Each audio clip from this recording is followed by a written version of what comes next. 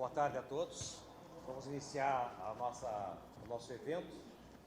Então, primeiramente, dar as boas-vindas do Conselho Federal, do CONTEC, aos participantes dessa sessão intitulada O Papel. Vou repetir porque agora está sendo irradiado. Então, dando boas-vindas a todos, em nome do Conselho Federal, do CONTEC, a esse painel intitulado O Papel da Engenharia, da Agronomia e das Geociências em Projetos de Conversão de Multas Ambientais. Teoria e prática. E para isso, nós convidamos pessoas com grande conhecimento na área, atores principais, e vamos iniciar em minutos, né? Só fazer uma auto-apresentação para quem não me conhece. Eu sou conselheiro federal aqui do CONFEA. Somos apenas 18 conselheiros para representar os 26 estados e o Distrito Federal e os mais de 1 milhão de profissionais.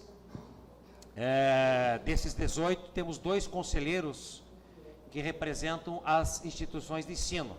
Um pela engenharia e eu pela agronomia. E por conta disso, atuo na Comissão de Educação e Atribuição Profissional do Sistema. Sou engenheiro agrônomo de formação, professor da Universidade Federal do Paraná, área de especialidade Ciência do Solo. E no momento, além de conselheiro, estou cedido pelo Ministério de Educação para o Ministério do Meio Ambiente, aonde atuo no momento como superintendente do IBAMA do Estado do Paraná. Então, estou tendo esse privilégio de estar aqui com os senhores e senhoras, como conselheiro federal representando o CONFEA e também com a oportunidade de interagir nesse tema como IBAMA.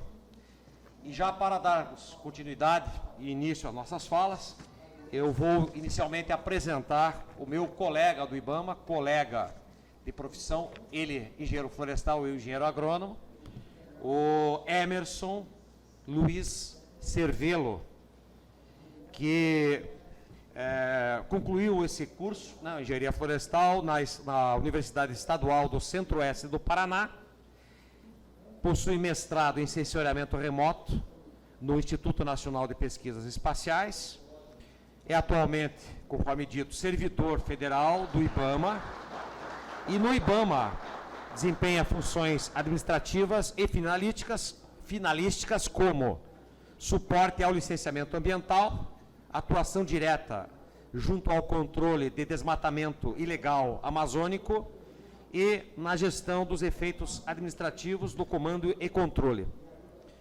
Sua atuação acadêmica iniciou-se com o uso do sensoriamento remoto óptico, com imagens de alta resolução, no mapeamento do uso e cobertura do solo.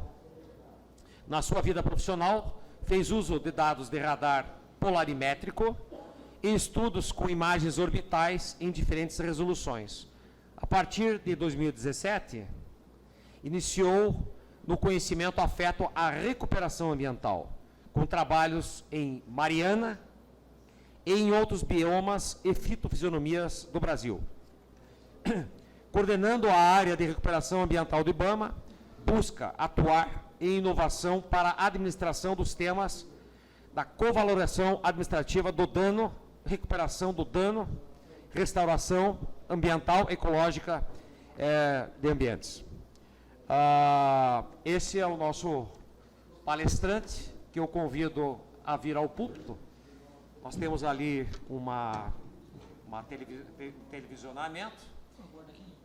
Por favor. E aí o senhor pode, depois, já dando as instruções para a Mariana, que eu vou apresentar em seguida, usar o microfone ou o púlpito, né? Então, conforme disse, a nossa segunda palestrante é a engenheira ambiental Luísa Scarpim, especialista em Direito Ambiental e formada em Engenharia Ambiental, ambos pela PUC Paraná, aonde participou de pesquisa sobre os efeitos sociais e econômicos das decisões administrativas e judiciais ambientais, coordenado pelo jurista Vladimir Passos de Freitas. Ela cursa o mestrado profissional em meio ambiente, urbano e industrial da Universidade Federal do Paraná, exerceu o cargo de engenheiro ambiental no município de Balsa Nova, no Paraná, à beira do rio Iguaçu,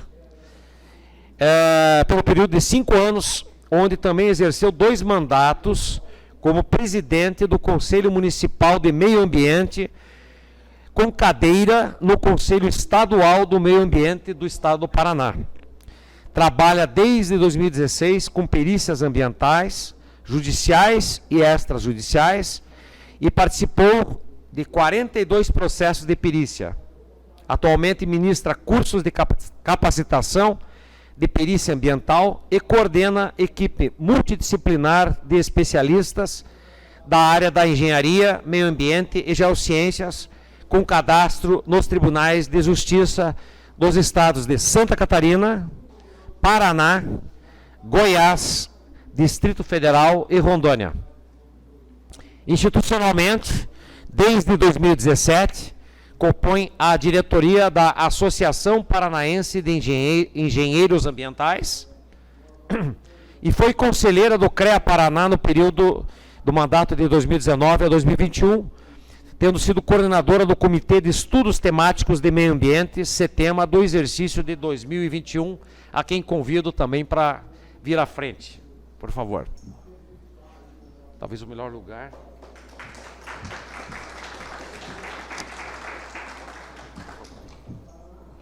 Isso. Vontade. Então, sem mais delongas, convido o colega Emerson para assumir aqui a sua... Usar o microfone. Tentar usar o microfone para dar trabalho para o câmera, ficar me pegando aí. Bom, gente, boa tarde a todos. A apresentação está disponível? O passador está aqui. Obrigado, viu? Deixa eu só confirmar. Sim. Teve uma pequena desformatação, mas não tem problema. Bom, pessoal, boa tarde a todos. Agradeço a presença de vocês nessa sessão. Ao final da tarde, é claro que existem outras sessões de alto nível acontecendo nesse mesmo instante, e agradeço por vocês estarem aqui, assim como agradeço a organização do evento pelo convite. Hoje nós vamos tratar da agenda de conversão de multas ambientais e como ela está em implementação dentro do governo federal, dentro da agenda federal e dentro do IBAMA, propriamente dito. O foco da agenda da discussão aqui dessa tarde é o Decreto 6514 de 2018 e suas sucessivas alterações. Houve várias alterações no mecanismo proposto da conversão. Nós vamos detalhar hoje como se dá essa operacionalização dentro dessas alterações. Para que vocês conheçam bem a nossa estrutura, vamos tentar passar então pelas principais e fundamentais alterações, os arranjos disponíveis, seja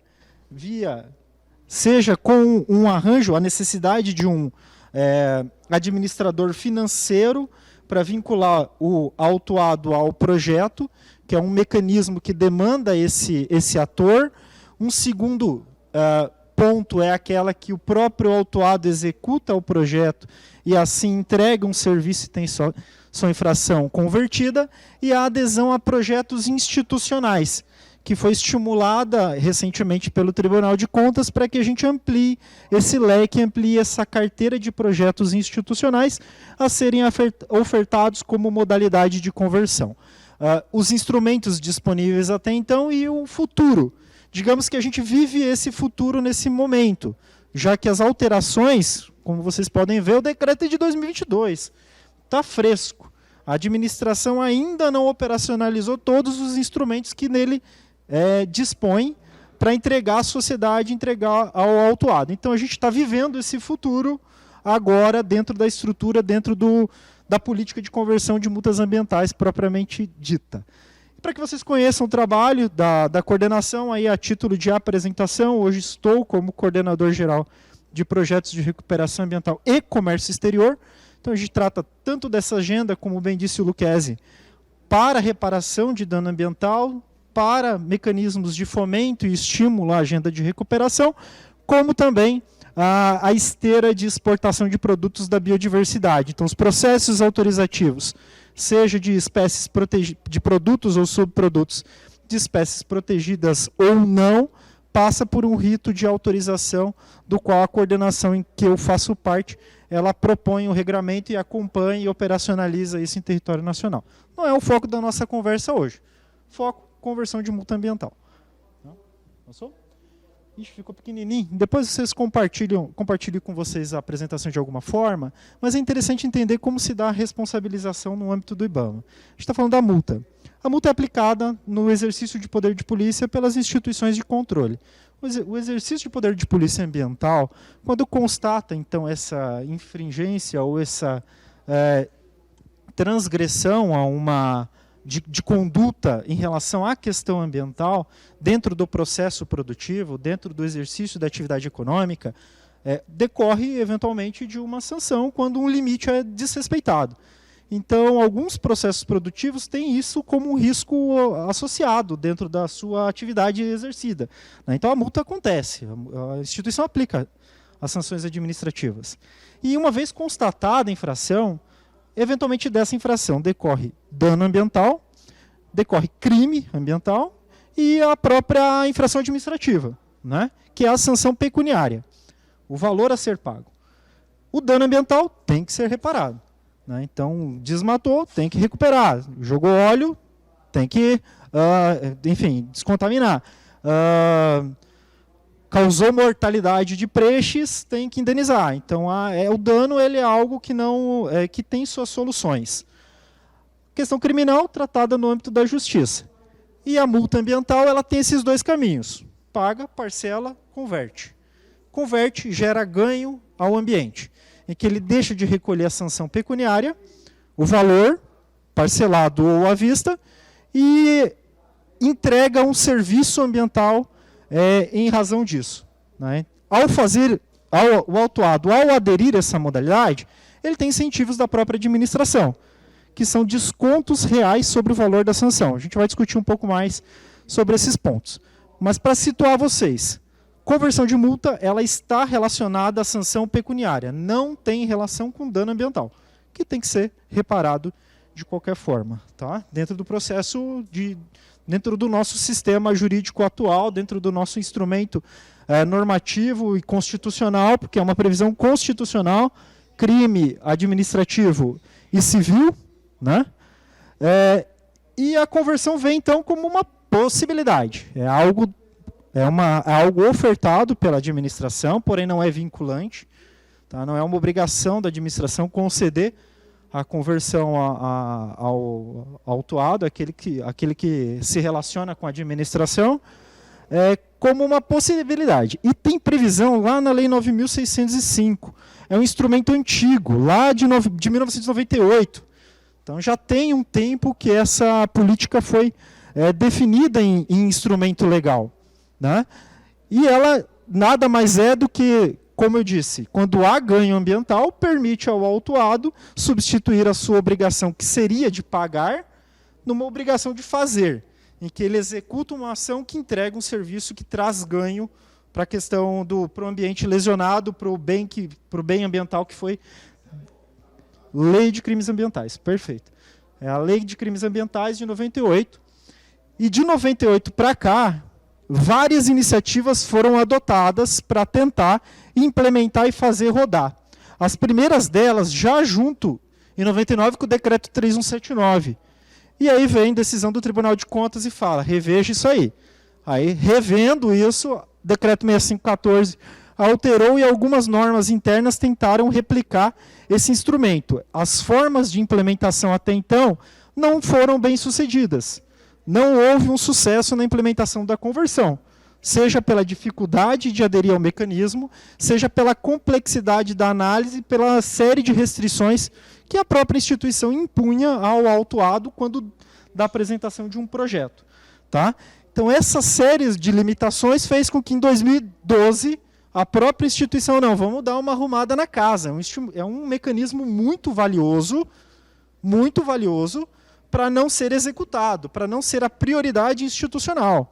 Então, em 2012, deu-se uma se limitou o alcance do mecanismo e praticamente se suspendeu. Arranjo esse que só foi ser novamente implementado em 2017, como todo arranjo novo, ele é sujeito a críticas e passou por esse crivo, inclusive em relação a algumas dificuldades e incertezas legais quanto a um mecanismo que foi posto. Processo esse que em 2019 foi revisto, e aí trazendo mais segurança jurídica na expectativa de publicação de uma lei que amparasse o arranjo financeiro, que foi a MP 900, que institui um fundo voltado à conversão de multa ambiental. Quando eu tenho um fundo destinado a essa finalidade, a tendência é que eu consiga convergir mais um maior número de infratores num projeto estratégico, estruturante, territorial, de grande escala. Então eu ganho em escala, ganho em potencial de alcance, ganho em serviço ambiental que é entregue. Então esse conjunto de justificativas subsidiaram a elaboração de uma medida provisória que instituía esse arranjo para conseguir convergir esses volumes de infrações. A MP não foi aprovada no Congresso. Então, o Congresso barrou e não se tornou lei. Então, o próprio mecanismo sofreu aí que tinha um lastro de segurança, sofreu com essa não aprovação. E agora vou colocá-los no status atual da discussão da conversão. Como eu disse, a gente está trocando pneu com o carro andando. O carro está andando porque houve alteração, atualização pelo decreto 10.080 e, concomitante, veio um novo acórdão do Tribunal de Contas da União. Ambos, decreto e acórdão, são as balizas para que a administração possa caminhar. Então, ali está o nosso limite de atuação, o nosso limite de alcance. E esse instrumento foi... ambos esses instrumentos, eles se conversam. Tá? Então, o decreto 11.080 trouxe antigas críticas ao mecanismo de 2019, e Lucchesi e eu sabemos bem disso, porque a gente participou de algumas agendas e algumas dúvidas que sempre nos vinham. Mas o projetista não é remunerado? Então, por que eu vou submeter projeto? O 11.080 veio trazer uma orientação mais clara quanto aos custos do projeto. Outros instrumentos. O autuado não pode mais apresentar projeto. O 11.080 trouxe um arranjo que permite agora aquele que tem interesse em apresentar um projeto institucional, apresentar um projeto, executar esse projeto. Então, essa iniciativa que não era possível antes, agora passa a ter esta possibilidade. Claro que demanda ainda, como eu disse, a fase final, que é, o comando legal está dado. Agora, qual é o passo a passo que a administração deve seguir para fazer com que isso aconteça de uma maneira orgânica e estimulada por parte daquele que tem uma sanção administrativa contra o IBAMA e deseja converter. Então, essa é a fase que a gente se encontra agora para tornar esse fluxo mais claro. Aqui tem um código para acessar o decreto, mas ele é fácil de achar na internet. A gente falou em serviços ambientais. Quais são esses serviços ambientais passíveis de serem contemplados com a conversão? E aqui eu chamo a atenção a alguns pontos. O novo decreto, o decreto 11.080, ele trouxe algumas inovações, não só ajustando a redação do decreto antigo, em relação ao que é serviço ambiental, alinhando com a Política Nacional de Serviços Ambientais, como também trouxe um item que era muito caro para a área técnica institucional, que é fomentar projetos que visam recuperação de solos degradados e contenção de processos de desertificação. Então, essas iniciativas passaram a ser valorizadas no âmbito da conversão. Então, obras, e aí incluem ações, atividades ou obras incluídas em projeto, então, obras de engenharia, obras de reconformação de linhas de drenagem, obra de retaludamento, se necessário for, obras de implementação de curvas de nível, enfim, obras de engenharia natural que envolvam a contenção, por exemplo, de processos erosivos e visam restabelecer esse serviço que é essencial, o serviço de manutenção da ciclagem de nutrientes, de manutenção da fertilidade do solo, etc., passam a ser, de uma maneira bem evidente, contemplada como possível de ser fomentada com recursos da conversão de multa ambiental. Além de iniciativas outras, tá? Proteção e manejo de fauna, revitalização de espaços públicos urbanos, agenda de educação ambiental, adaptação à mudança climática, etc. O gancho maior do caput do artigo é que tudo é possível. O rol de ações é bem amplo, desde que dentro de um projeto ambiental. Então, essa é uma palavra-chave aí que a gente tem que resgatar e vai discutir ao longo da nossa conversa. E entram regularização fundiária de unidade de conservação, saneamento básico, gestão e monitoramento de unidade de conservação. Esse dispositivo também sofreu uma pequena alteração, nesse texto não está alterado, mas sofreu alteração, que até então, o inciso 9, ele era somente para a entidade federal que aplicou a sanção. Hoje, instituições públicas ou privadas sem fins lucrativos que trabalhem com reabilitação da fauna silvestre ou com a conservação e sobrevivência da fauna e flora brasileira podem ser potenciais projetistas ao IBAMA. Tá? Então, ampliou aí o rol de instituições que podem participar do certame. Como é que acontece? Como a coisa se materializa, se formata? Há um programa, então a gente viu que tem um rol gigantesco de possibilidades, mas o programa ele visa concentrar as ações da instituição em temas estratégicos estruturantes específicos. O Brasil, em um determinado momento recente, sentiu com a crise climática. O Estado do Paraná, um passado muito recente, né? Estado de São Paulo, vendo os reservatórios chegando abaixo do volume morto. Então, o primeiro foco vamos trabalhar, então, a questão da crise hídrica. Vamos trabalhar a crise hídrica, vamos trabalhar a questão de fogo, vamos trabalhar a questão de fauna, né? Esses 3 eixos principais, além das unidades de conservação. Então, o primeiro programa, ele visa ações estratégicas em projetos que contribuam com essas linhas macro temáticas para entregar um serviço ambiental e aí, enfim, produzir água, produzir ou reduzir e combater incêndios, que são ações que são necessárias de se começar no hoje, né? Como é que se faz? Definidas diretrizes macro, um processo de seleção é admitido pela instituição para receber projetos. Para receber projetos de instituições. E esses projetos vêm de instituições públicas, privadas e atualmente do próprio autuado, né? A estrutura normativa, como é que a instituição atende isso? Há uma atuação no nível técnico, que abre a porta para a entrada de projetos, recebe o projeto, analisa o projeto, oferta o projeto ao ambiente de conciliação, ou analisa a proposta apresentada pelo autuado. Assina-se o compromisso de execução do projeto é acompanhado pela área técnica, existe, então, uma atuação conjunta e segura entre a área técnica e aquele que executa o projeto. Vocês estão ouvindo bem? E aquele que executa o projeto, até que a área técnica atesta a entrega do serviço ambiental, conclui-se o termo de compromisso, encerra-se o processo de conversão daquela multa em um serviço ambiental. Ao longo do processo, riscos podem ser materializados, né? Riscos podem acontecer, um projeto tem e oferece risco. E o acompanhamento institucional, ele visa avaliar se esse risco compromete ou não a entrega do objeto do projeto. Se há um comprometimento na entrega, o termo de compromisso pode ser concluído sem a efetiva entrega do projeto, do objeto do projeto, tá? Em hipóteses muito específicas, desde que não haja uma negligência por parte do projetista, do executor. Tá? Então, conclui-se a conversão. Se há um ato de negligência em relação à entrega, restabelece-se a sanção administrativa.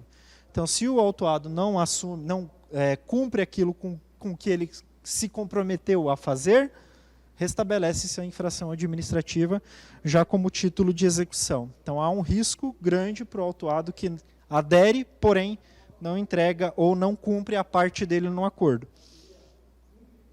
Tá? Quando converter, né? A conversão ela é dada, é ofertada em 3 momentos processuais, dentro da esfera administrativa. Tá? Em 3 momentos processuais. O núcleo de conciliação, que é uma inovação do 9760 e uma inovação muito positiva do decreto de 2019, que antecipa a análise e tenta reduzir o passivo processual da instituição. Tá? Ainda que a gente julgue mais processos que o STF, ainda assim tem uma carga grande de passivo que precisa ser solucionada. E esse núcleo de conciliação vem trazer celeridade a esse processo, a essa fase. Há um estímulo para adesão à solução legal nesse momento do processo. E esse estímulo ele é um desconto maior, um desconto no parcelamento, um desconto no pagamento e um desconto de 60% na adesão à conversão. A adesão à conversão, pela nova redação de 2022, ela é feita pelo requerimento de adesão. Então, o autuado acessa o requerimento de adesão aqui.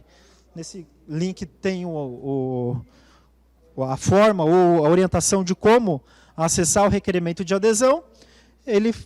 Feita a adesão é analisada, há um agendamento da conciliação e nessa audiência de conciliação ele avalia as opções disponíveis pelo IBAMA e então faz a assinatura dos termos e das atas, enfim, a formalização do rito de adesão à conversão. Até a autoridade de primeira instância, até a autoridade de segunda instância. Esses momentos podem ser feitos a qualquer momento, e ele teria, então, um desconto gradativo de acordo com o momento que faz esse acesso.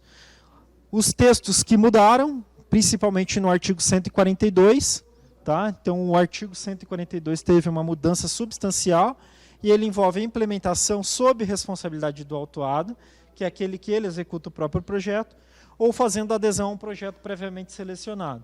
E aqui entra, então, as possibilidades de carteira e de execução indireta, tá? Ou execução via instituição financeira que faça essa convergência de um número grande de infrações e indique. Né?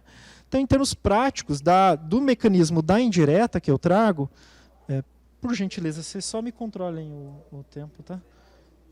Tá. Então, há a formalização por parte do autuado, a avaliação por parte do projeto, a vinculação a uma conta, a conta da instituição financeira faz a administração dos recursos do autuado, a instituição projetista, o IBAMA acompanha a execução técnica e financeira por parte da instituição projetista. O caso concreto hoje é Santa Catarina, tá? É o principal case que a gente tem de trabalho, em que projetos em 5 projetos que contemplem 5 regiões foram selecionados. Aqui o valor de multa convertida hoje já está em 59 milhões de reais a serem aplicados nesses projetos.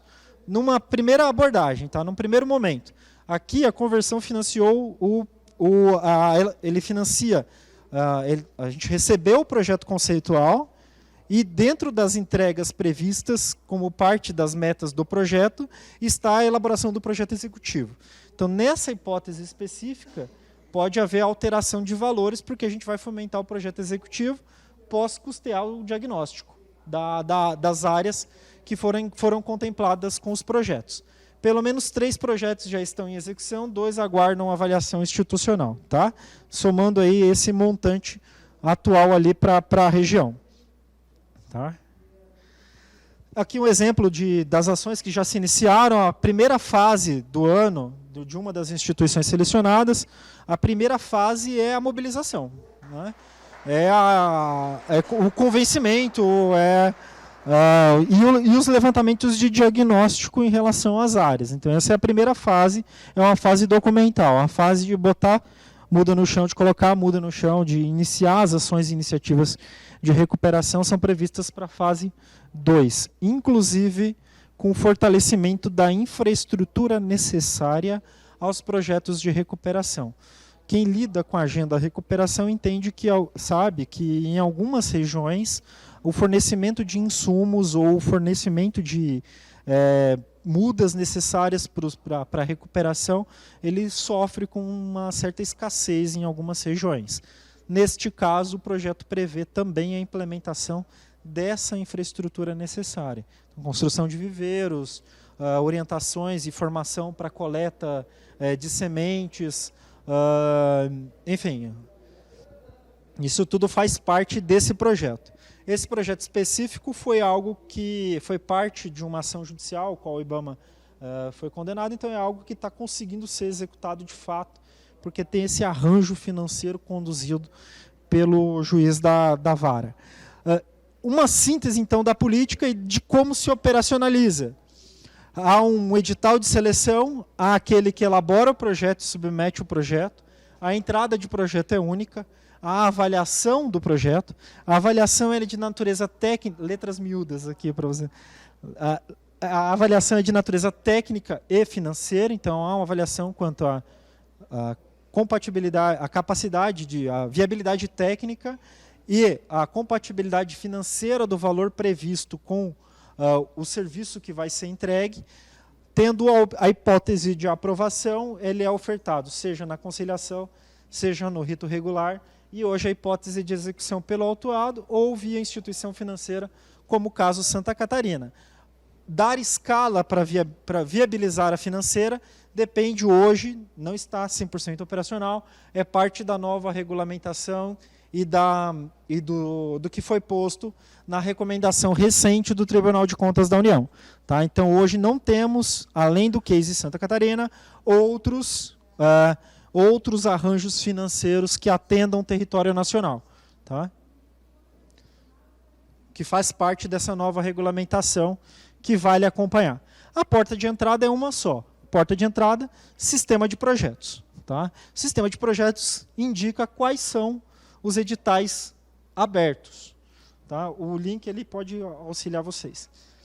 Acesse o link, conheçam os editais que hoje estão disponíveis, um voltado à recuperação de vegetação nativa e outro voltado à questão de fauna.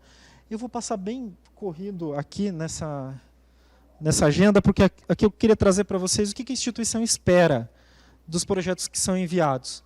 Então, trazer um pouco da ideia do analista para reduzir o índice de eventual rejeição ou reprovação. E que tipo de projetos a gente quer? Que tipo a gente espera? Todos aqueles que tenham alinhamento todos aqueles que tenham algum alinhamento com alguns dos objetivos que foram ofertados lá atrás, dentro dos serviços ambientais do decreto. Havendo esse alinhamento, as ideias são diversas. As ações possíveis de serem contempladas são diversas. Né? Saneamento rural, recuperação de áreas verdes, proteção à fauna, contenção de processos erosivos. Todas essas ideias que podem ser materializadas, elas têm que encontrar um alinhamento com aquele objeto, com aqueles objetivos inicialmente previstos. Tá? Então, oferta-se uma oportunidade. Há a relação entre a oportunidade e a obrigação, eventualmente. Dentro de algumas propriedades, há a obrigação de reparar. Isso, em algumas hipóteses, é admitido conciliar o recurso da conversão em áreas que já contêm uma determinada obrigação. O edital número 2 traz isso claramente, porque para a produção de água é algo que a gente admite, ainda que tenha uma obrigação imposta, admite-se o fomento de recuperação dessas áreas, que o direito, o benefício é maior, né? O benefício para a coletividade com o restabelecimento de um serviço de produção de água é maior, então admite-se a aplicação de recurso de multa nessas áreas. E aqui é uma chuva de ideias que nós fizemos com os nossos analistas, nossos servidores, quando do curso de análise e elaboração de projetos. A gente fez uma primeira pergunta. O instrutor à época fez uma primeira pergunta. O que você observa num projeto? O que você vai olhar para o projeto? E aí o povo foi jogando as ideias. Metodologia, objetivos, cronograma, indicadores. Uma pergunta muito parecida uma pergunta muito parecida foi feita ao final do curso. Então, ao final do curso, questionamos: o que é essencial dentro desse projeto, então? E aí a chuva ganhou destaque em alguns itens. Então, o objetivo precisa estar claro. A metodologia avaliada, o diagnóstico é fundamental, indicadores, objetivos aparecem aqui, indicadores no monitoramento. Mas a palavra objetivo ganhou um destaque, porque ao longo da execução, eventualmente, podem haver alterações dentro do rito de entrega do objeto, mas o objeto em si tem que ser conservado. É isso que é o norteador, o objeto do projeto, o objetivo do projeto, perdão, que é o norteador para o acompanhamento das ações que estão em execução nessa fase. E aí, voltando umas 10 casas para trás, trazer o conceito de projeto, né? Eu vou passar brevemente, que eu acho que todos vocês já tiveram isso em algum momento, né? Essa discussão, mas o clássico é um produto exclusivo dentro de um intervalo de tempo definido, né, que entrega esse produto. Dentro da instituição, os objetivos. Objetivo, há uma definição de público, a base legal, em alguns estados, auxiliam, inclusive, na definição dos itens de monitoramento, na construção de indicadores. É importante resgatar isso já na elaboração do projeto.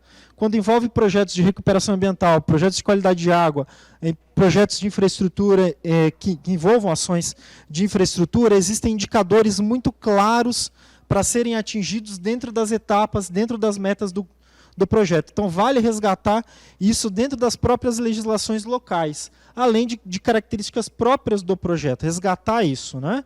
Já que a definição, o diagnóstico nos dá um cenário, o cenário nos auxilia a entender como é que a gente chega lá nesses indicadores, né? Os indicadores de projeto. Objetivo claro, né? As metas e etapas, que são as medidas concretas de entrega. Então, eu tenho um objetivo para entregar. Esse objetivo ele é fracionado em metas. Essas metas são produtos reais, medidos pelos meus indicadores, né? E esses produtos eles podem ser subdivididos, sim, em etapas de acordo com as particularidades da minha área. Então, se eu tenho uma área diversa, ainda que seja um projeto de recuperação, a estratégia de recuperação sobre essa área vai ser diferente. Então, eu divido essa área em metas diferentes, porque são abordagens diferentes, são técnicas diferentes, né? De implementação. Os indicadores, etapa de execução, sempre olhando para eventualmente olhar para uma área de referência dentro da área impactada pelo projeto, um plano de monitoramento, né, como é uma ação cíclica, a gente executa a ação, a gente precisa avaliar o efeito dessa ação que foi realizada. E então atestar a conclusão, com a conclusão do projeto, com a efetiva entrega do objetivo, né? O alcance do objetivo é o que atesta a conclusão do meu projeto, tá? Que é uma estrutura do que seria uma estrutura de um projeto de implementação de áreas em recuperação decorrentes de uma implantação de uma estrada rural. Então, eu tenho um objetivo, eu tenho os resultados que eu espero, 100% das obras de arte especiais construídas sem afetar a qualidade da água, né? 100% dos focos de processo erosivo identificados como resultado que eu espero atingir. Como é que eu atinjo? Identificação e controle dos processos erosivos. As etapas para chegar nessa meta, as atividades que eu vou executar e os indicadores que eu vou usar para medir. Então, essa é uma estrutura macro do que seria, um exemplo do que seria uma estrutura de projeto que está assim organizada, tá? Então, eu tenho uma sugestão, objetivo, que é o nosso fio condutor, as metas, as etapas de execução para as minhas metas, itens de etapa e os indicadores que vinculados à meta que medem a entrega do meu objeto. Tá? Só para correr aqui. Vamos passar rapidinho.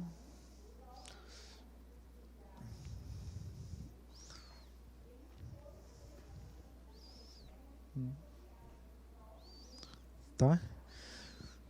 Em tese, hoje os projetos estão em fase executiva, em alguns casos vão trabalhar para uma retomada da ideia do projeto conceitual, objetivos factíveis e autossuficientes, evitando, o que se evita nessa fase, o IBAMA não tem admitido protocolo de intenção, né? Alguns projetos eles vêm tão superficiais que não é algo que acabam não sendo aprovados. É interessante materializar essa ideia, mas tem que dar corpo e estrutura para essa ideia, né?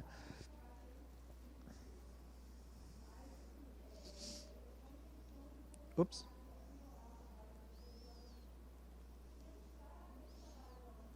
Vou só pular aqui.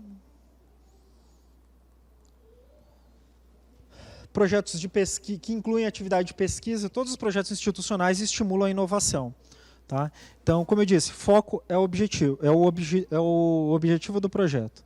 Esse objetivo estando claro, bem estabelecido e estruturado, há espaço para inovação no processo. Então, o uso de tecnologia inovadora, o teste de ferramentas, teste de ações ou soluções inovadoras são passíveis de serem abarcadas em alguns projetos. Os projetos de Santa Catarina têm uma execução estreita junto às universidades. Então, dali, muita coisa pode surgir aí, em termos de inovação. Tá? Umas agendas virtuais que a gente já realizou. Esse manual ele traz um foco para a recuperação da vegetação nativa, mas pode ser aplicado para outras áreas. Então eu recomendo, está na página do IBAMA, tá? IBAMA Gov.br, na pasta recuperação ambiental. Alguns links úteis, seja do sistema de projetos, para que vocês entendam a dimensão das autuações do IBAMA e o volume de recurso disponível e passível de ser convertido, dados abertos, tá? Informações sobre a conversão de multas ambientais e informações sobre o programa de conversão.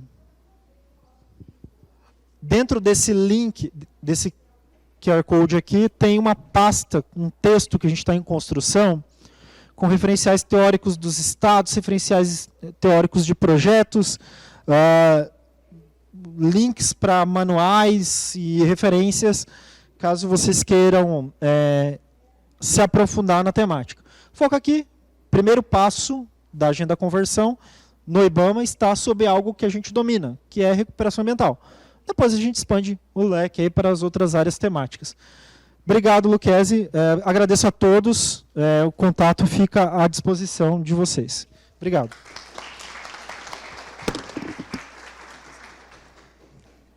Com os nossos agradecimentos ao Emerson pela excelente palestra, conteúdo. E só lembrando, Luísa, que nós temos um problema hoje nessa questão, que é a falta de projetos. Então fica aqui a provocação. Sim. Já de imediato, doutora Luísa, por favor.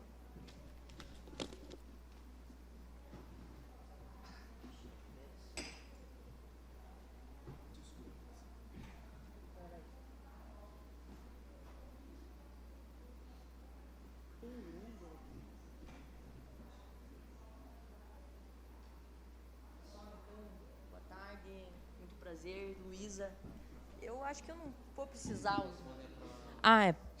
O pessoal está com o fone, tudo bem. Enfim, um prazer estar aqui hoje com vocês. Me sinto lisonjeada de estar ao lado de uma autoridade aí do IBAMA, né, o órgão federal.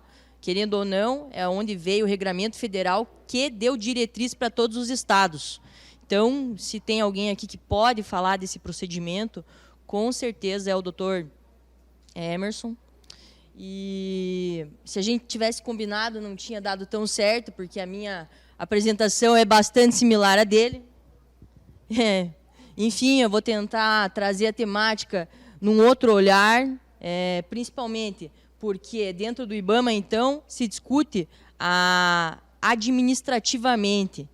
Então, dentro de meio ambiente, a gente sabe que a gente tem 3 grandes responsabilizações. Então, eu vou tentar trazer mais a temática do dano aqui, querendo ou não.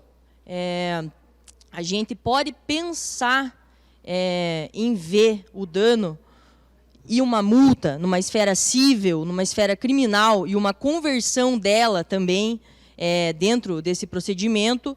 E eu vou tentar trazer mais nesse enfoque. Mas, antes disso, eu vou até lembrar, porque esse assunto de conversões... ele passou recentemente 2 vezes na minha vida.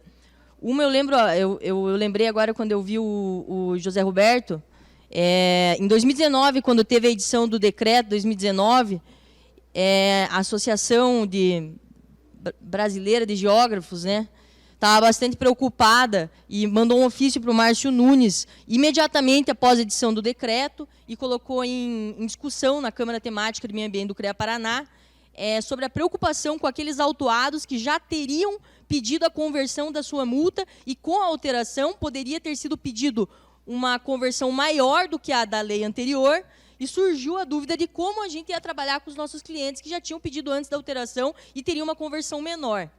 E, então, foi nessa oportunidade, dentro do CREA, né, institucionalmente, eu posso comentar que a gente levou esse assunto a cabo da Câmara de Temática de Meio Ambiente, e posteriormente, também quando eu estava trabalhando passei a trabalhar mais nessa área de defesa de autos de infração administrativos, enfim, o Luquezzi fez um convite, só que daí já foi em 2000, que daí com o José Roberto foi em 2019, em 2000 o Luquezzi fez um convite, estava com a Associação de Agrônomos, e junto, se eu não me engano, com a Universidade Federal, a Universidade Estadual de Ponta Grossa, com o setor de ciência do solo, e o que...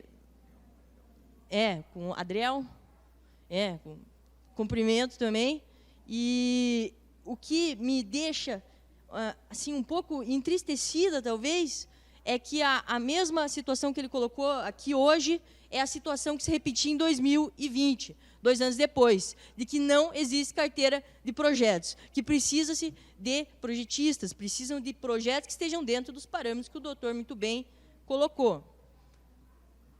Mas, enfim, saindo... Dentro do... Agora, começando a, de fato, falar um pouco sobre o regramento ambiental, né?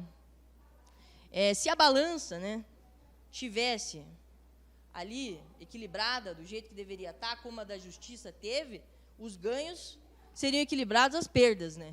Como isso não acontece, como o Brasil, apesar de ter uma política garantidora, protetiva, isso não acontece, porque a gente trabalha com compensação, a gente trabalha com conversão. Se isso acontece, é porque alguma coisa nessa conta não deu certo faz muito tempo, né? Mas, enfim, eu quero trazer um pouquinho de conceitos de valoração de dano aqui hoje, até para sair um pouco da temática de conversão de multas, e também colocar que o regramento ambiental, até constitucional ambiental, que vem sido entendido desde 88, e sempre surgem regras infralegais, conforme o tempo passa, cada vez mais coloca o meio ambiente no elevador, no degrau superior. Porque o homem sempre teve atividade diretiva abaixo. Só que, do jeito que está hoje a legislação, gente, é muito difícil. É uma política de comando e controle. É uma política de poluidor-pagador. E isso é uma situação que, aos poucos, a gente está vendo mudar um pouquinho ou não. Porque, falando um pouco agora de atuação profissional, corroborando esses projetos, né? Não preciso nem dizer que precisa de um engenheiro agrônomo, de um ambiental, de um florestal, de um biólogo, de toda uma equipe multidisciplinar para defender qualquer tipo de estudo ambiental prévio, ou estudo de controle, ou monitoramento, qualquer um. Só que hoje a gente trabalha com outros estudos que vieram por causa do aprendizado. Por exemplo, o due diligence ambiental, que é algo que hoje grandes negociadores conhecem já da lei. Então, ninguém vai comprar, por exemplo, um terreno onde pode ter um passivo antes de pedir uma certidão negativa e entender se também já não tem uma averbação no passivo. Às vezes não tem, mesmo assim faz uma investigação para descobrir se tem ou não. Isso daí já demonstra um aprendizado do empreendedor, um aprendizado do responsável técnico, e que isso vem evoluindo muito ao longo do tempo. Então, essa parte de mensuração é algo extremamente importante acontecer, não só a mensuração do dano, para a gente poder repará-lo ou recompô-lo, mas a mensuração do compartimento ambiental, que é o que eu vou falar um pouquinho mais para frente. Então, a gente está um pouco cansado de saber ou não, né, que qualquer lesão, seja ela ocasionada por pessoa física, jurídica, seja sendo por ação ou omissão, ela é um dano ambiental, ou seja, agrediu, transgrediu qualquer tipo penal, no caso do criminal, ou qualquer tipo infracionário, você acaba lesionando aí o meio ambiente e sendo impostas alguns tipos de multas, por exemplo, né? Então, ali, o doutor trabalhou com a questão de conversão de multas. Inúmeros casos de ações, trabalhando um pouco agora com ações civis públicas, né? Quando ocorre um dano ao meio ambiente, quem é legítimo para propor uma ação? Normalmente, o Ministério Público, a Defensoria Pública, a União, os estados, os municípios. Então, eles são legítimos a propor uma ação contra quem ou aquele, pessoa física ou jurídica, que, de repente, veio a transgredir, né, algum tipo. E, assim, eu dou um exemplo ali, então. Ó, e aí, trabalhando na tríplice responsabilidade, nas 3 vezes que você pode ser multado pela mesma ação. Então, um lançamento de efluentes, por exemplo, no corpo d'água, que causa aí uma mortalidade de peixes, ele pode deflagrar, então, na imposição de 3 sanções, né? Seja ela criminal, seja ela administrativa e seja ela civil, que entra pela indenização do dano ambiental. E essa indenização, normalmente, ela é calculada em uma perícia técnica. Isso daí, hoje em dia, quando a gente fala em dano ambiental, não é só o dano emergente. Aquele visível que você consegue assumir um nexo causal entre quem o fez e ele, né, o objeto.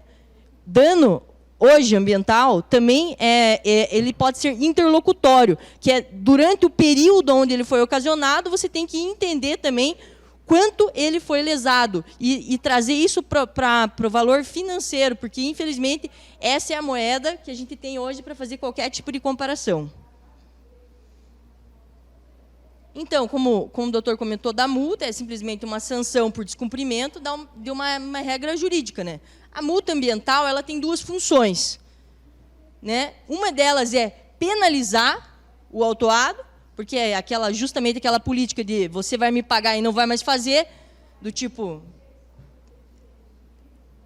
Nem eu ia comentar, do tipo...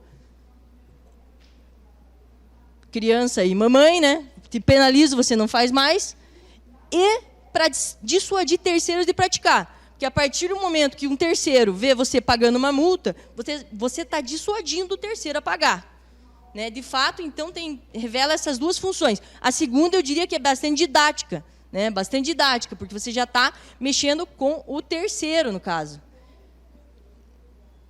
E daí, enfim, como eu estava comentando da tríplice responsabilidade, então nós temos aí a civil, que a forma de reparação é sempre buscar o retorno ao status quo ante. E quando isso não for possível, buscar a indenização.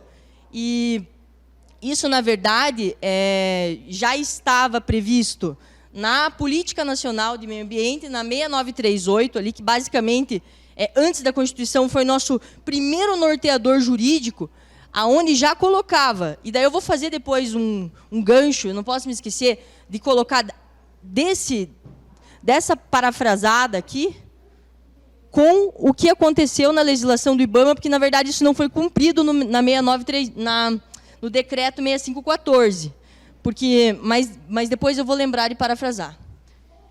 Então, independente de culpa, essa é a responsabilidade civil. Você sabia? Eu não sabia. Você, independente disso, de você saber ou não saber, você vai ser multado pelo mesmo valor, objetivamente, e se você puder reparar, melhor. Se não puder, indenizar. Para onde vai o dinheiro das ações? Para onde vai o dinheiro? Normalmente vai para esse Fundo de Defesa de Direitos Difusos, que daí eu faço uma analogia aqui à política federal, o que existe hoje de recursos, né, por exemplo, dos programas do IBAMA. Então, no caso do judiciário, vai para esse Fundo de Defesa de Direitos Difusos. Eu tenho um pensamento sobre isso, que falta transparência nesse fundo, porque eu já procurei, eu já tentei propor projetos, inclusive, nunca tive uma resposta, e tem um edital de chamamento anual, inclusive com um pessoal do aplicativo Amazônia Mais. A gente tentou buscar, angariar recursos, um projeto extremamente fantástico. Não tivemos nem resposta. E no próprio site, a gente não consegue ver projetos contemplados. Então, é similar, se vocês entrarem no site do governo federal, é similar ao PASP que o Dr. Emerson colocou ali na apresentação dele. É a mesma coisa, é um processo administrativo para selecionar projetos que sejam contemplados, projetos socioambientais, daí, que sejam contemplados por essas multas, que, na verdade, não deixa de ser um tipo de conversão de multa indireta, vamos dizer assim, né? Que, no caso, ali é direto, aqui vai para um fundo que é o orçamento da União, então, sabe Deus lá para onde que vão os recursos, é muito difícil trabalhar com orçamento em fundo, mas, enfim, falta muito transparência nesse fundo, que é o fundo que vai aí as multas que são combinadas aí no processo civil. Daí a gente não pode esquecer do penal, né, gente? Porque da mesma forma que a gente tem uma lei de crimes ambientais, que a gente tem um decreto regulamentador de sanções administrativas, então a gente também tem o crime. Então eu já participei de processos onde o infrator cortou um pinheiro, respondeu criminalmente, assinou uma transação penal, onde ele pagou uma cesta básica e pagou 20 horas, e essa mesma pessoa também pagou uma multa no âmbito civil e teve que plantar 10 pinheiros, né? Então, ou seja, dobrou. Eu estou dando um exemplo pequeno e simples e verdadeiro, só para, né, fortalecer a aprendizagem. Mas só para vocês entenderem que isso daí tudo poderia acontecer da mesma forma que o órgão ambiental, nesse caso, não autuou, mas poderia ter autuado. Então, ou até a Secretaria Municipal, ali, nesses casos, poderia ter autuado, porque não é assunto federal, né? Isso até fica difícil, eu acho, para qualquer um palestrar sobre esse assunto do IBAMA, porque são pouquíssimos casos de dano, que transpassem estados, que esse é o caso de quando o IBAMA licencia, né? Entre estados, unidades de conservações federais, é muito difícil você ter você participar de ações nesse sentido, né? Ou de apurações nesse sentido. É só se você for um servidor público, como é o caso do Emerson, né? Porque assim são pouquíssimos os casos. Teve um caso, na verdade, que eu acabei de lembrar, de uma unidade hidrelétrica que fica em Rosana, que era uma ação civil pública, como eu comentei, muito interessante agora, acabei de lembrar, São Paulo e Paraná, que ela visava avaliar os atos administrativos do IBAMA entre o ano de 1960 a 1980, na época que o reservatório se encheu e começaram a operar a usina.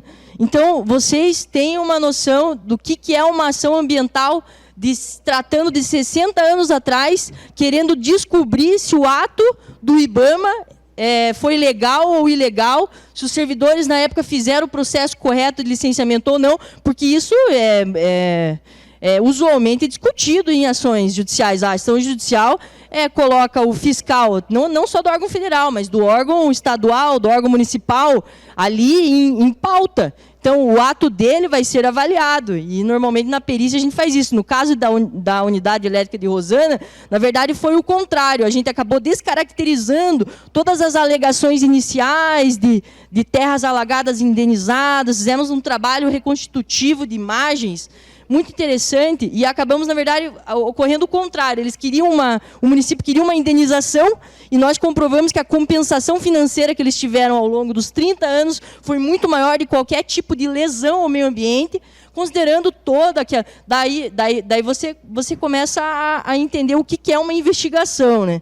Que daí você pensa, 1960, 80, a gente mandou tirar lá de São Paulo, da companhia da CESP, que nem existe mais, dos arquivos de São Paulo, todo o licenciamento e programas ambientais, para entender o que foi feito, para entender até onde ia a responsabilidade ou não do IBAMA, porque o IBAMA, segundo ele, tinha perdido os documentos, né? Não existiam mais. Então, a gente conseguiu as cópias com a companhia de São Paulo na época. Agora, eu só citei um exemplo acabei citando um exemplo de ação que envolvia o IBAMA, porque eu não me lembrava. Porque, como eu disse, é muito difícil, é um dano, assim, tem que ser um dano interestadual, né? Para você conseguir participar disso. Eu acho que o amigo ali levantou a mão. O amigo não levantou a mão? Ah, tá. Enfim, daí então eu vou passar aqui, ó, que essa situação aqui, eu procedi uma avaliação como que eu posso dizer? Do marco temporal da conversão de multas ambientais em nível federal. Então, como o Dr. Emerson comentou, só que eu tenho assim, uma visão um pouco diferente, eu acho que não se evoluiu muito. Porque a gente não consegue ver efetivamente, entender, desde 1990. Nós estamos em... Já passaram 30 anos. E quanto a gente conseguiu converter de multas? E olhem o tanto de atos normativos que tiveram. Então, tiveram 3 decretos. Agora eu lembrei. Os principais, né? Mas eu vou começar... Já estou terminando. Só vou fazer algumas considerações rápidas sobre a minha interpretação crítica desse marco temporal. Então, vocês vejam. Esse decreto 99274, ele não institucionalizava nada referente à multa, à conversão. Mas ele instituía essa redução em 90% se o dano ambiental fosse totalmente reparado, que foi o que a gente conversou, que constitucionalmente isso daí é gravíssimo, porque você não pode converter uma multa no mesmo lugar onde ela tem que ser reparada. Você não pode fazer uma conversão nesse sentido. Então, esse decreto, na verdade, ele regulamentou a Política Nacional de Meio Ambiente. E ele é de 1990. E ele já tinha uma fala nesse sentido, então, de redução, né? E muito equivocada, né? Então, reduziria 90% se o dano ambiental fosse totalmente reparado. Na verdade, seria obrigação ele ser reparado, vocês entenderam, né? E daí vem aqui vários... Vocês vão ver, ó, de um ano em um ano. Então, toda vez que tem um decreto, tem uma instrução normativa do IBAMA. Ó, tem o decreto, instrução normativa do IBAMA. 2. Tem o decreto, que é o 6514, importantíssimo, no entanto, errou novamente nessa situação de não impedir, ele não trazia a obrigatoriedade de recuperação ambiental do local. Que não a conversão, que era aquilo que a gente estava falando aqui. Ó. Ele manteve equivocadamente isso, o 6514. E depois do decreto veio uma instrução normativa do IBAMA, depois a outra que revogou, e vocês vão vendo. Ó. Depois veio esse outro decreto 2017, depois portaria, instrução normativa, outro decreto, e depois essa conjunta, que é a 1 e a 3, que o Dr. Emerson comentou, que uma regulamenta a conversão direta e indireta, e, por último, essa de 2022, antes veio a de 2019, que foi objeto da nossa conversa, sobre a questão de que veio, finalmente, a conversão na audiência de conciliação ambiental. Isso daí foi muito feliz, isso foi uma situação muito feliz, né?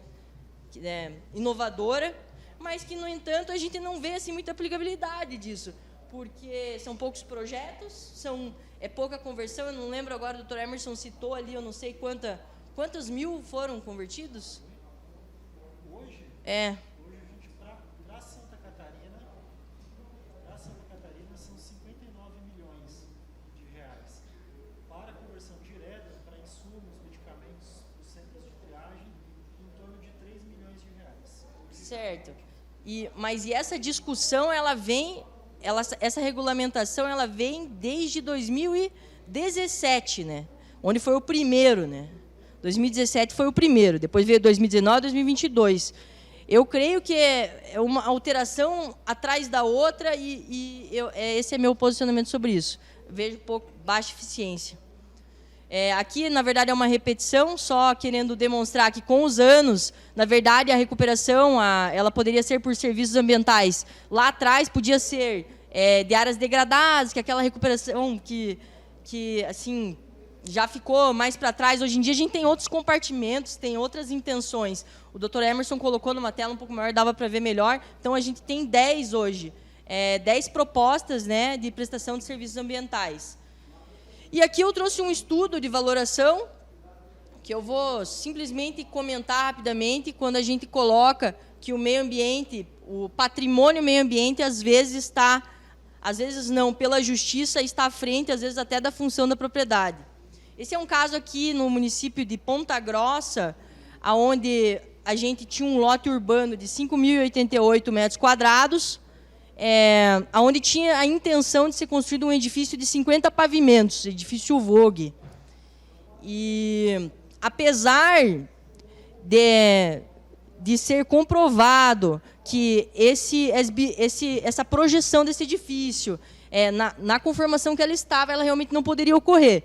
Mas haveria como, não sendo só pela parte florestal, viabilizar o empreendimento. Porque tinham lá 6 espécies ameaçadas, só que apenas uma estava na projeção. Metade da projeção pegava floresta secundária estágio médio do bioma Mata Atlântica, onde poderia, então, fazer a supressão de 50%. Então, a parte florestal viabilizaria o projeto se tivessem feito pequenas adequações. Só que o que acontece, nesse caso, é que essa área foi considerada patrimônio do entorno. O que quer dizer isso? Quer dizer que, na primeira audiência pública que teve do estudo de impacto de vizinhança, essa é uma região bem conhecida em Ponta Grossa, ela fica atrás do fórum, fica no meio do quadro urbano. Várias pessoas se mobilizaram e foram lá e colocaram coisas que hoje em dia você pode ver e você vai rir se você pensar que um senhor falasse: porque eu estou acostumado a escutar um passarinho, eu não consigo dormir sem escutar aquele passarinho. Outro senhor falar: porque a minha família, 30 anos, sentava embaixo de uma árvore e agora não vai mais ter, a gente não vai conseguir, isso não vai dar certo. E foram essas pessoas... mesmo tendo licença de instalação do IAP, mesmo a perícia sendo favorável ao empreendimento, colocando que, eventualmente, naquela espécie, poderia fazer um transplante ou, de repente, um germoplasma. Então, a gente indicou possibilidades para viabilizar, mas a parte patrimonial e cultural impediram a viabilização do prédio.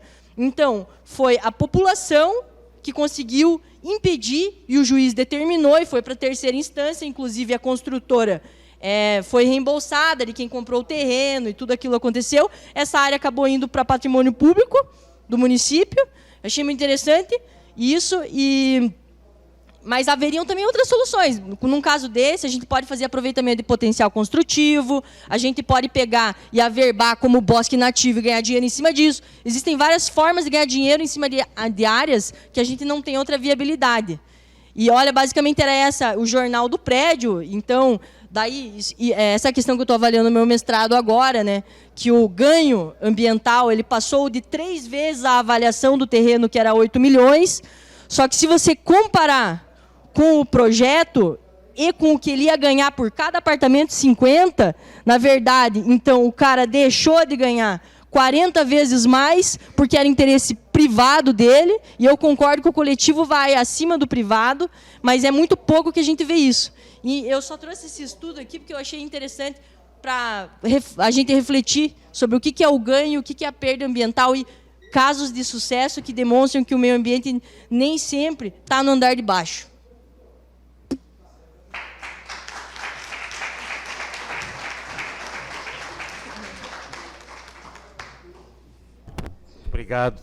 Muito obrigado a Luísa. O tema, de fato, é entusiasmante e vamos relembrar a sessão, o título da sessão, que é o papel da engenharia, agronomia e geociências em projetos de conversão de multas ambientais, teoria e prática. Então, é um tema, a questão ambiental é muito complexa. Nós, como conselheiros federais aqui no CONFEA, temos tentado permear a questão ambiental em todas as discussões da engenharia, da agronomia e das geociências, razão pela qual aqui estamos. Mas temos uma grande oportunidade de atrairmos cérebros e instituições para evitarmos problemas ambientais, que defendemos por meio da educação ambiental. Né? Então, dito isso, e lembrando, até agradeço a Luísa de ter feito menção aos esforços que com 2 bonés temos tentado fazer para pautar essa questão.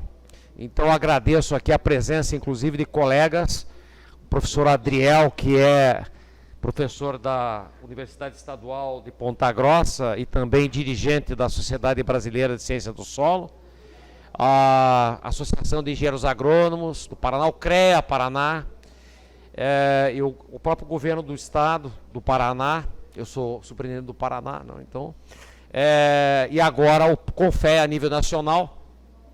Temos tentado provocativamente buscado junto aos senhores e senhoras refletir, né, seja por meio de críticas e sugestões, uma evolução nessa área. Temos grandes projetos necessários ao desenvolvimento do Brasil, sejam de infraestrutura, seja de operacionais, de sobrevivência, por meio da exploração agrícola, mineral, né, transposição de rios, portos, aeroportos, rodovias, ferrovias, impactos, né?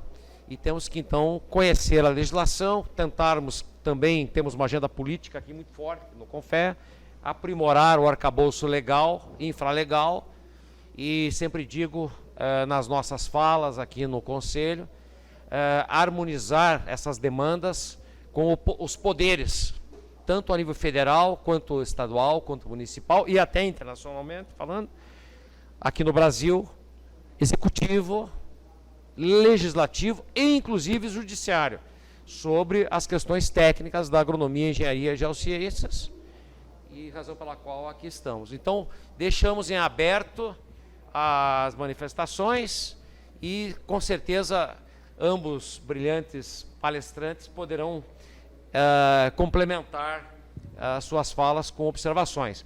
Infelizmente, nós começamos um pouquinho tarde, temos aí o encerramento daqui um pouquinho, mas vamos prestigiá-los todos. Eu vou tentar aqui falar o mais claramente e alto possível, porque o microfone tem um objetivo apenas de fazer a divulgação da imagem. Por favor, com a palavra. Parabéns aos palestrantes pela palestra. E a minha pergunta vai principalmente ao órgão público aí. Qual o papel do IBAMA junto com as áreas reparadas? Já que quem desmatou tem o benefício de diminuição da multa, e quanto tempo que é acompanhado essa área? Ou ele compra as mudas, tem um acompanhamento? Como que é esse papel do órgão público junto com essa propriedade, essa área que sofreu essa ação humana? CREA Paraná. Obrigada. Obrigado pela pergunta. Como eu disse, é importante separar a agenda da conversão da multa da agenda de reparação por dano ambiental. Uma vez que aconteceu a reparação pela questão da supressão da vegetação nativa, há um dano que ele deve reparar aquela área. O tempo de acompanhamento é o tempo previsto no projeto. E nessa hipótese é a mesma adotada no âmbito da conversão. Então a conversão ela prevê metas, etapas e indicadores para acompanhar o sucesso daquele projeto, né? A evolução daquele projeto. E uma vez que aquele projeto de recuperação atinge uma trajetória de recuperação, cabe à administração atestar a conclusão do objetivo daquele projeto, tá? A instrução normativa número 4 do IBAMA, que trata especificamente para projetos de reparação do dano, prevê um acompanhamento semestral por até 2 anos, por entender que nessa instrução normativa, que envolve plantio total, já é suficiente para a área ganhar aí uma trajetória. Mas eu lembro que essa própria IN 04 é uma IN que tem passado por revisão, porque os conceitos de recuperação e de restauração de ambientes também mudaram, né? Uma área que foi antropizada, ela não necessariamente vai voltar a restabelecer aquele status quo. Então, as trajetórias de recuperação podem ser diferentes. E o foco é, então, no serviço ambiental que aquela área precisa prestar. Se é um foco voltado à contenção de processos erosivos, que envolve uma área de preservação permanente, eu não espero encontrar lá uma floresta primária ao final do ciclo do projeto. Eu espero encontrar o serviço de contenção de processos erosivos, né? É nessa linha que a gente tem adotado a evolução da avaliação dos projetos.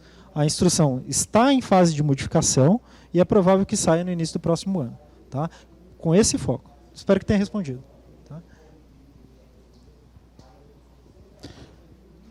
Boa tarde a todos. Eu gostaria de agradecer, em nome do professor Luquezzi, todos os palestrantes. A gente já se conhece em evento virtual, né? E pela brilhante explicação, e várias dúvidas foram respondidas, mas foram surgidas, inclusive de alguns colegas nossos que argumentaram. Eu queria dar um exemplo bem prático e saber se é o momento ou não. Digamos que eu tenho um recurso, tenho um grupo de diferentes profissionais, engenheiros, advogados, e que estou disposto a prestar esse serviço de elaboração de projetos visando conversão de multas. Vamos para a prática. Quem paga isso aí? Eu tenho que investir e esperar que isso aí dê certo, receba lá na frente, ou já posso ir cobrando o produtor? Como funciona? Eu quero fazer dinheiro disso junto com os alunos e um grupo de investidores. Aliás, conhecimento é poder, poder é dinheiro resolvendo o problema, né? Qual o caminho das pedras, né?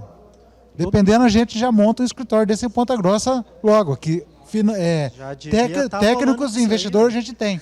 A nossa preocupação é o processo. Em relação... Obrigado. Eu respondo. Em relação aos projetos de conversão propriamente dito, eu afirmo que todos os custos relacionados ao projeto devem estar previstos no projeto. Para Santa Catarina, especificamente, você não só tem os custos de mão de obra para a implementação do projeto, como tem os custos administrativos relacionados à execução. Coordenação técnica, coordenação financeira, coordenação geral de projeto. Tá? Então, isso são elementos que compõem o preço final, o preço por hectare daquele projeto de recuperação. Isso tudo tem que estar ali associado. Para o modelo de direta, vamos dizer assim, que envolve um custo de elaboração e que eu poderia receber ou ser financiado, ou, aliás, poderia ser indenizado, enfim, receber o recurso por esse custo de elaboração, quem paga, e isso está bem claro no decreto, é sempre o autuado. Tá? Um desenho que vocês têm que ter em mente é que a instituição IBAMA não coloca a mão em dinheiro nenhum. O recurso ele nasce privado e ele tem que passar por todo esse fluxo dentro da natureza privada. A instituição não administra reembolso, desembolso, não autoriza pagamento, não autoriza remanejamento. Isso é um recurso que nasce privado, ainda que tenha sido administrado por uma instituição financeira, como é o caso de Santa Catarina, ele segue sendo privado. É o recurso do autuado aplicado em um projeto de recuperação ambiental. Tá? O que eu estimulo muito para os atuais projetos, para o mecanismo que está aberto hoje, ele é muito atrativo para associações, sindicatos rurais, fundações e prefeituras. Tá? Que já tem a expertise ali dentro do... Já tem a expertise, eventualmente já tem um rol de atores ali que podem fomentar projetos de recuperação e viabilizar esses arranjos privados. Tá? A gente apenas recepciona o projeto e dá uma segurança técnica e financeira para que a multa seja convertida. Mas não faz administração direta do recurso. Tá? É importante dizer isso. Tem mais um segundo microfone? Não tem, né? Só antes de passar a palavra, e antes de passar a palavra para o comentário, só dizer que o tema, né, em função aqui do exíguo tempo que nós temos, ele é muito amplo. Então, já deixo a proposta e preciso de ajuda, se vocês acharem interessante, de a gente, sobre este e outros, promover um grande evento apenas sobre isso, de como, quando, por quê, né, fazer a atuação profissional com esse objetivo. E outros temas, né, já fica aqui. Então, doutora Luísa, não quero ficar na frente aqui, então eu vou... Não, é que o que eu acredito que parece não ser atrativo e vantajoso, que o colega comentou, é que para você apresentar o projeto, por mais que seja o autuado que vai te pagar, né, vai depositar numa conta da tua instituição que vai ser a proponente, você vai ter que assumir custos desse projeto. Você pode até mapeá-los para recebê-los depois, caso você seja aprovado. Mas dentro desse projeto, então, você vai ter que fazer uma caracterização da área, né, que vai ter que escolher uma área. Daí, dentro da regulamentação do IBAMA, diz que a área não pode ser do proponente. Então, eu acho que isso também traz algo que não é atrativo, porque dentro da sua área você é um pouco mais fácil. Agora, além de você não receber, você ainda vai ter que procurar uma área prioritária, sem o órgão direcionar você, e vai ter que correr atrás de anuência de pessoas, e a coisa vai ficando não atrativa. Então, eu acho que eu vou ao encontro desse teu posicionamento, porque vai ser paga a conta, mas depois, né? É isso, né? Também, só desculpe, antes de passar a palavra, essas duas opções do direto e indireto, né? Então nós, como administradores públicos, vemos oportunidades, se houvesse um mecanismo estabelecido para tal, de buscar por meio de abnegados, vamos colocar assim, técnicos, a apresentação de projetos grandiosos para receber vultuosos valores advindos, depositados em fundos para questões tais como, vou dar 3 exemplos aqui, entre aspas, recuperação da araucária, resgatando-a do rol de espécie de extinção. Outro exemplo, reordenamento territorial. No Paraná nós temos um grave problema com o município de Paranaguá, influenciando na Ferroeste e outros empreendimentos. E terceiro, propostas de conservação de solo integrado em microbacias. 3 exemplos, por favor. Meu nome é Marcos Vinícius, eu sou engenheiro ambiental e conselheiro do CREA-DF. Estão escutando bem? Eu parabenizo aqui, foram brilhantes as exposições, tanto do Dr. Emerson quanto da doutora Luísa. Eu vejo que é muito oportuno, né, dar continuidade com a discussão desse tema, talvez no grupo de trabalho do CONFEA, convidando especialistas, né, porque está muito emergente a necessidade de reparação do dano. Até mesmo, como foi colocado aqui pelo nosso colega, talvez uma orientação do IBAMA para a aplicação desses recursos poderiam ser as unidades de conservações gerenciadas pelo CMBio, que hoje tem muitas propriedades privadas que não foram remuneradas, não tem plano de manejo, quando tem plano de manejo não tem decreto regulamentador, então acaba que muitas auto-infrações são canceladas por conta de vícios de origem, né? Então eu vejo que a gente precisa mais fortalecer esse tipo de debate. Mas a minha pergunta seriam 2, né, para o Dr. Emerson. Foi colocado, né, conversão de multas na esfera administrativa. Então, eu queria saber se, quando vai para a esfera judicial, o processo é transitado, julgado e o proprietário ele é condenado a pagar. Ainda está na fase de sentar com a órgão ambiental para poder apresentar essa propositura ou deveria ser somente na fase administrativa? E a segunda pergunta é em relação ao IBAMA que foi colocado, né? O procedimento do IBAMA, da conversão de multas.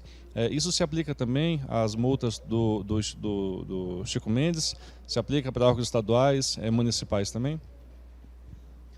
Obrigado pela pergunta.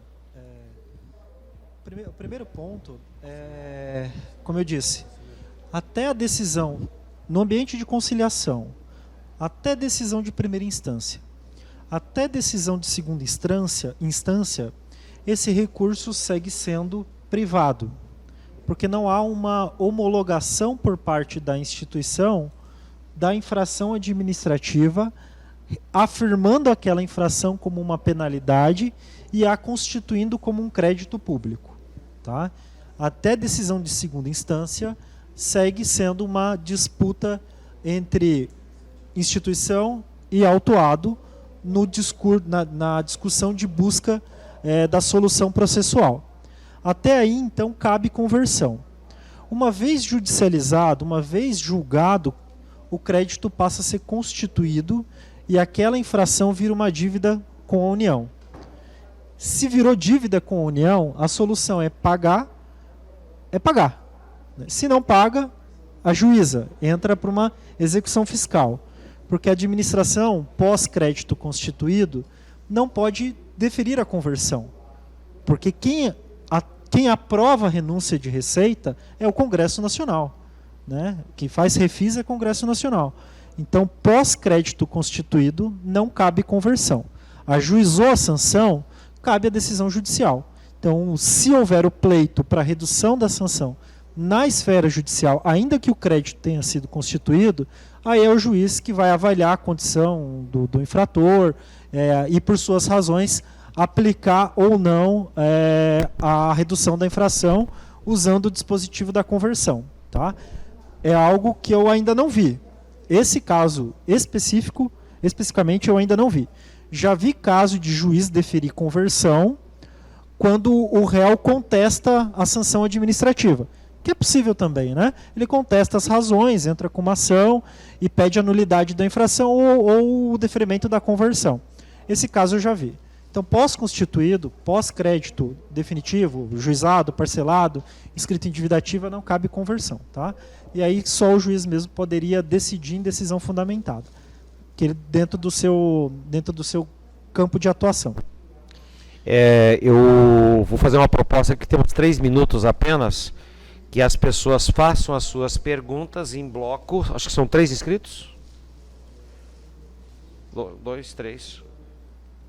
2 inscritos? 4 inscritos. Tá, então vou fazer a pergunta em bloco e daí os 2 presentes respondem e fazem as suas considerações finais. Por favor, pode. Eu, Emerson, acho que a lei dá possibilidade para a administração converter mesmo a multa constituída? Sim, a lei dá essa possibilidade. Mas aí é uma briga com o Ministério da Economia que a gente não vai encarar, entendeu? Então não seria possível a conversão da multa constituída. Sua segunda dúvida era...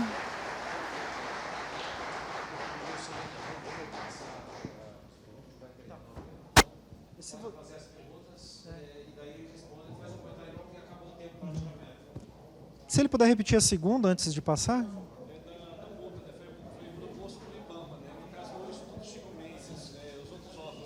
Sim, sim. Seguindo suas instruções normativas próprias. Boa tarde a todos. Me chamo Marcos, sou conselheiro do CREA Acre, estou no bioma amazônico e são muitas contestações, né, sobre esse tema tão importante e queria parabenizar os palestrantes aqui pela apresentação, mas a minha pergunta vai para o analista, Dr. Emerson, sobre os projetos. A gente sabe que temos dificuldades de projetos. E aí foi uma colocação do Luquezzi muito importante, que ele já deixou para o senhor, essa questão de projetos. A gente trabalha com produtores de zona rural, né, na Amazônia, nós temos. E aí a gente tem uma dificuldade com relação, Emerson, de implementação de projetos, né, por essas pessoas que moram na floresta. E aí a minha pergunta vai, tão lindo, tão bonito que o senhor apresentou aí para colocação de projetos, mas a gente sabe que eles têm a técnica, né, de fazer com que seja recuperado esse dano. E aí, como é que seria? Porque nós temos o termo de ajustamento de conduta, né, entre os órgãos de controle e o autuado. Como é que seria essa apresentação de projeto? Seria focado nessa recuperação ou ele poderia prestar os serviços quando ele é atuado?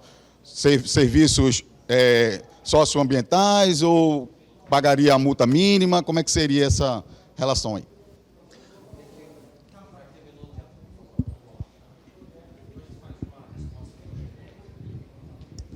Olá, boa tarde, né, a todas e todos. Meu nome é Ludmila Carvalho, sou engenheira agrônoma e sou conselheira do CREA aqui em Goiás. E gostaria de fazer uma provocação para nós aqui enquanto engenheiros, porque eu acho que em termos assim de fomentar o desenvolvimento econômico, né, desenvolvimento tecnológico, eu acho que nós estamos bem à frente, né, enquanto engenheiros aqui na América Latina, mas eu acho que falta a gente pensar um pouco mais no desenvolvimento social do nosso país. Afinal de contas, a gente faz a engenharia, né, a tecnologia para contemplar as pessoas, né, de maneira geral, assim, para contemplar o coletivo. E aí eu gostei bastante ali da explanação da Luciana, né? Do Emerson também, parabenizo vocês, viu, gente, pela mesa.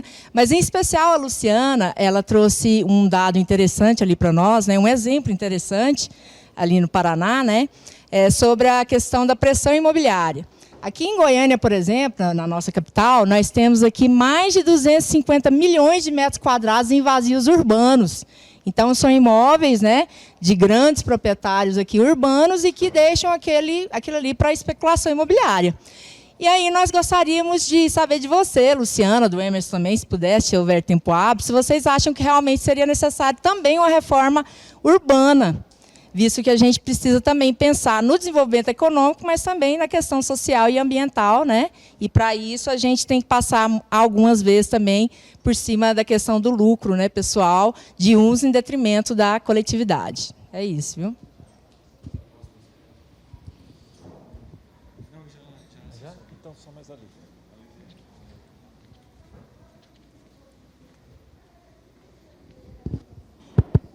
Bom, Yuri Rolim. Ouvindo? Bom, Yuri Rolim, eu sou do CREA Paraíba, inclusive da Comissão do Meio Ambiente. Pergunta bem simples. Eu gostaria de saber qual é o impacto que o IBAMA avalia, faz, da prescrição administrativa em cima dos autos de infração que são lavrados. Se vocês têm esse dado, têm essa estatística. A segunda é, você colocou que foi criado um fundo, porque nós temos o Fundo Nacional do Meio Ambiente que cumpre essa função, né, de receber os recursos que vêm dos autos de infração. Então, pela que eu percebi na apresentação, parece que foi criado um fundo à parte, ou não? Para finalizarmos, vamos dar um tempo equitativo para ambos os palestrantes e peço que, infelizmente, não vamos conseguir responder objetivamente todas as perguntas. Faço um comentário geral e depois por e-mail ou pessoalmente aqui no encerramento a gente pode fazer a interação e faremos oportunamente um evento maior, desde que vocês achem pertinente. Muito obrigado. Eu vou fazer uma breve explicação dos dois casos. Existe um edital, no edital ele prevê soluções para áreas verdes urbanas. E áreas verdes urbanas, elas envolvem infraestrutura de uso público, envolve soluções que fazem com que as pessoas usem e se interajam com esse tipo de ambiente, além de auxiliar e controlar alguns problemas sociais relacionados à ocupação dessas áreas verdes ou da forma como a sociedade usa esses espaços. Né? E algumas das vezes não é um uso nobre, é a deposição de lixo, é o lançamento de efluentes nos cursos d'água.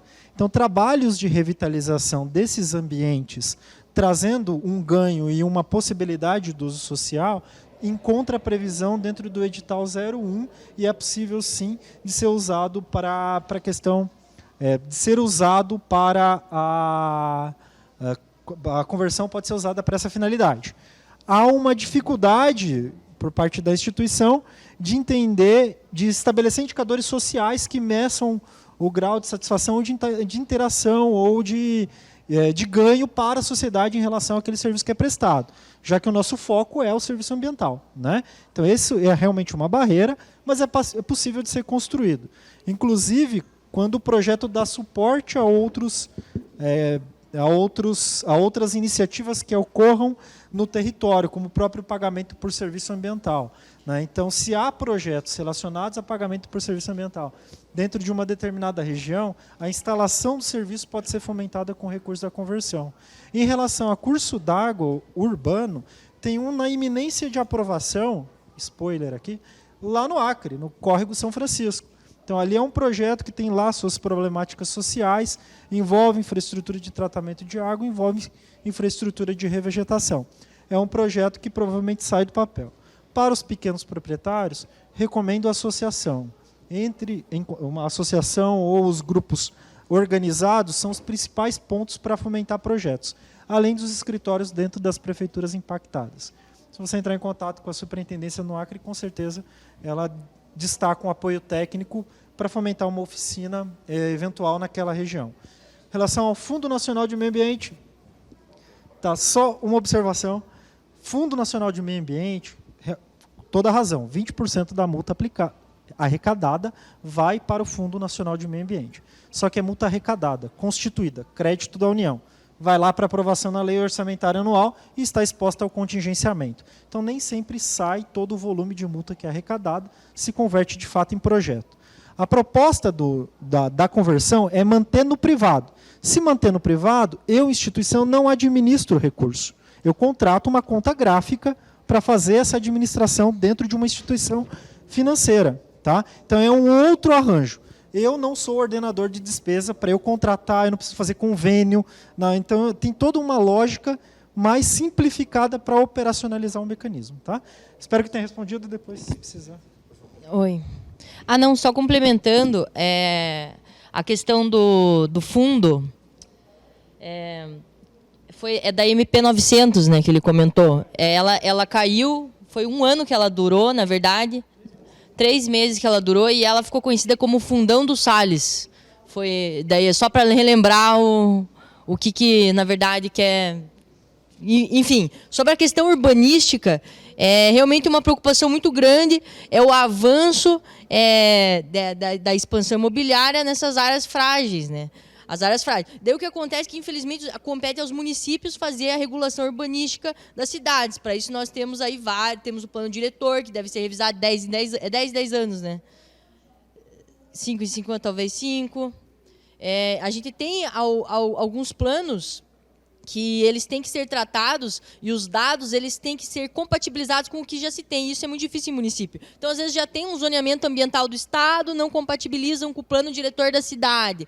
Às vezes, tem um mapeamento de recursos hídricos numa microbacia, mas não compatibilizam ao que está no plano diretor. E o pior é a influência política, que dentro do município, infelizmente, a gente tem algumas figuras que, muitas vezes, elas acabam que...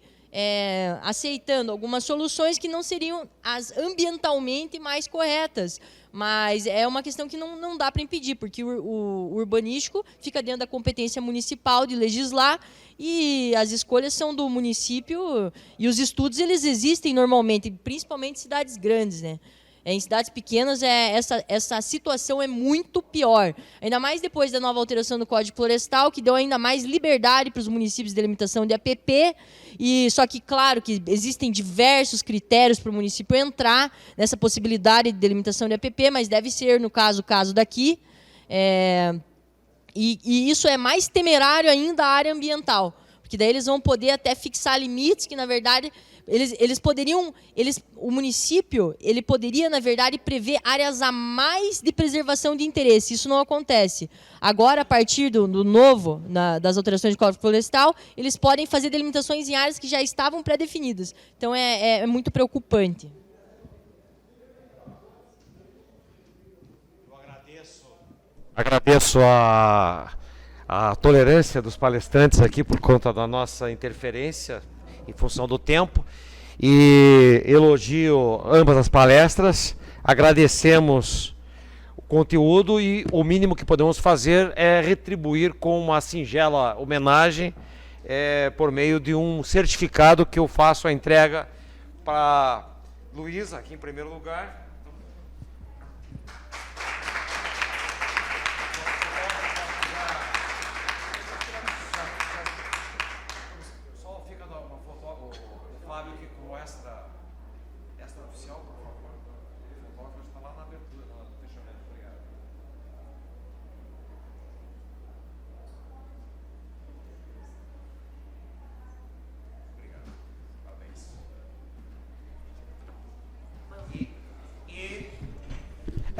O engenheiro florestal, engenheiro ambiental e engenheiro florestal, servi-lo aí pela disposição de vir aqui, agradecendo aos vossos superiores por nos dar esse prestigiamento.